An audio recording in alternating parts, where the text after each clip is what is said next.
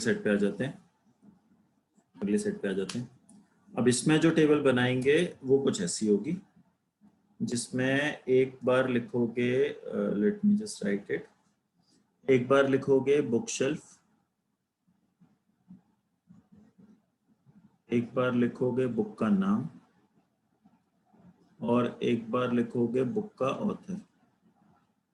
Okay, और इन तीनों में से आई थिंक मेन हेडिंग जो हमारी होनी चाहिए वो बुक का शेल्फ होना चाहिए, बुक के शेल्फ होने चाहिए। तो हमारे पास क्या क्या बुक शेल्फ है? तो हमारे पास बुक शेल्फ हैं, बुक शेल्फ के नाम है rather molecular biology, nuclear physics, astrophysics, electrochemistry और एम्ब्रियोलॉजी। ठीक है, और इनको मैं नंबर दे देता हूं ताकि हमारा डिस्कशन थोड़ा इजी रहेगा। ओके, तो अब फिल कैसे कर रहे हो देखो, फर्स्ट पॉइंट पढ़ो। अच्छा एक सेकंड, ऊपर की कहानी तो सबने पढ़ी हुई है ना, तो मुझे तो ऊपर दोबारा एक बार रिपीट करने की जरूरत नहीं है। ऊपर की स्टोरी पढ़ी हुई है ना सबने?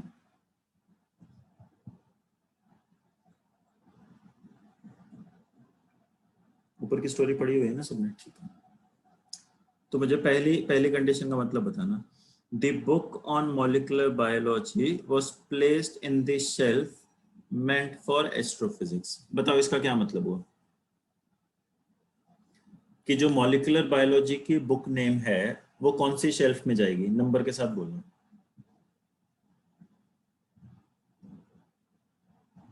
मॉलिक्यूलर बायोलॉजी की जो बुक है वो कौन सी शेल्फ में जाएगी? नंबर के साथ बोलना। Can we so third number में जाएगी? तो थर्ड नंबर में जो बुक आएगी वो मॉलिक्यूलर बायोलॉजी की है। Second point, Jadhav's book was placed in the shelf for embryology. So Jadhav की जो बुक है, यानी जाधव जिस बुक का ऑथर है, वो बुक कौन से नंबर की शेल्फ में जाएगी?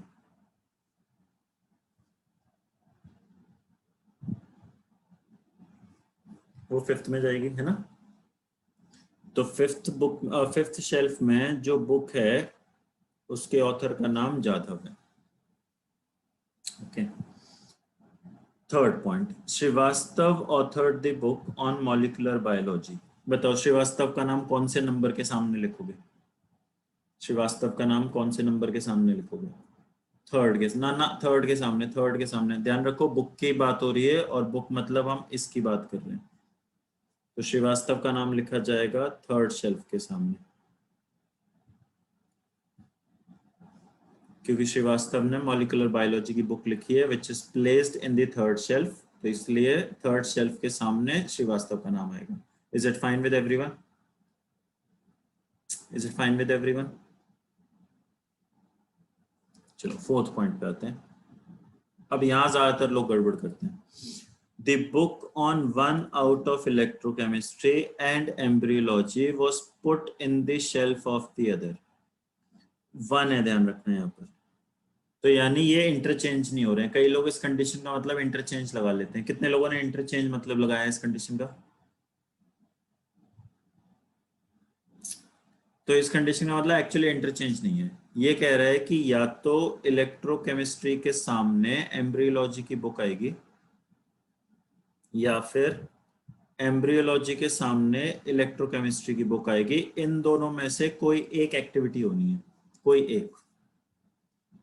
इसी टाइप से फिफ्थ पॉइंट कहता है कि the book by one out of Jindal and Jadhav was put in the shelf meant for the other, कि या तो जिंदल के सामने जाधव की बुक होगी या फिर जाधव के सामने जिंदल की बुक होगी। अगेन इन दोनों में से कोई एक स्टोरी है। फिर नेक्स्ट पॉइंट कहता है कि जो नैयर है इसने एम्ब्रियोलॉजी की बुक लिखी है। सेवेंथ पॉइंट कहता है कि nuclear physics and astrophysics belongs to physical sciences, तो ये दोनों फिजिक्स की बुक है। Molecular biology and embryology belong to biological sciences, तो ये बायो की बुक है और ये बायो की बुक है। The book from physical science was not placed in the shelf meant for physical science. Biological science was not placed in a shelf meant for biological science. Okay. And then last point कहता है कि Jadhav authored a book on physical science. तो यानी जाधव ने जो book लिखी है वो या तो एनपी है या फिर एपी है।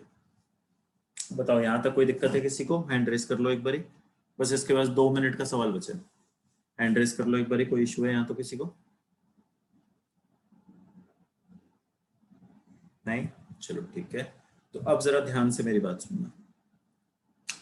अगर मैं ये वाला पॉइंट यूज करूं, फर्स्ट जो हमने लिखा हुआ है टेबल के बाहर, कि या तो EC के सामने EB है, एक मिनट, ये EB कहाँ से लिख दिया मैंने? सॉरी, EC के सामने EM है, सॉरी। या तो EC के सामने EM है या EM के सामने EC है। ओके, अब मुझे बताओ, अगर EM के सामने EC लिखते, ध्यान से बताना, अगर EM के सामने EC लिखते तो बताओ EC का राइटर कौन होता? तो EC का राइटर कौन होता?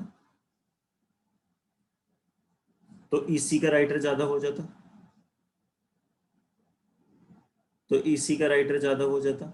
अगर मैं EM के सामने EC रख दूं तो देन EC का writer will become Jadhav, which is not possible, क्योंकि जाधव ने या तो NP की किताब लिखी है या AP की किताब लिखी है। सबको मेरी बात समझ आई?